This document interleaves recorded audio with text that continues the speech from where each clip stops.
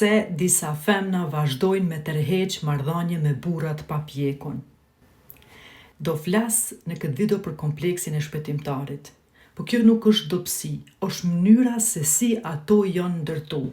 Që kur janë kanë vajzat vogla, ato janë lavdëru për punën që e kanë bë.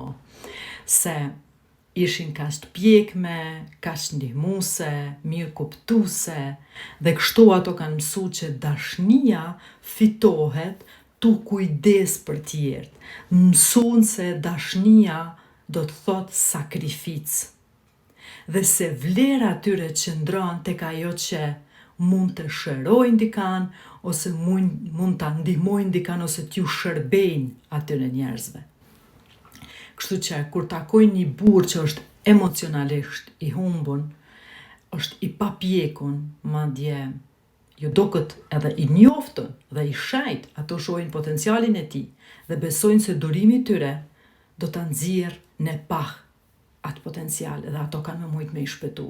Por ajo që nuk kuptojnë është se potenciali është një premtim që vetëm ai vetë mund ta mbajë.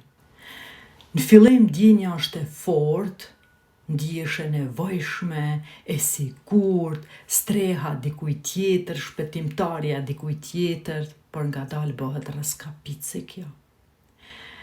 Ajo femën nis mu bo nan, jo partnere, jep këshillat që injorohen, fal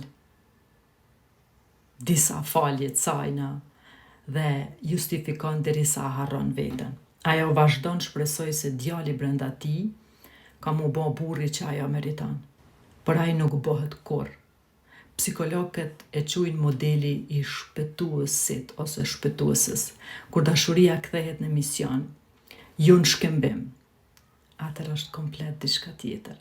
Dhe rreziku është ky, sa më shumë që ajo e shpëton ata, aq më shumë ajo shkon të zvoglu dhe të e hub veten.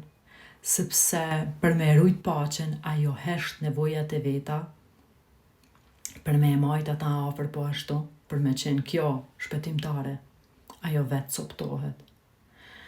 Dhe kur ma në fund ajo vendos kufi, ajo e qun të ftoft, egoiste, ki ndryshu. Fakt ajo nuk ka ndryshu, ajo është qup i gjumit, është zgju. A mundet mu rrit një burr i tillë?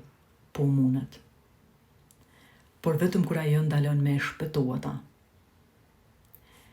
Sepse shërimi nuk fillon kur dikush të shpëton, shërimi fillon kur dikush të përball me të vërtetën. Dhe ndonjëherë gjoja më e dashur që një gru mundet me e bë është mu largu.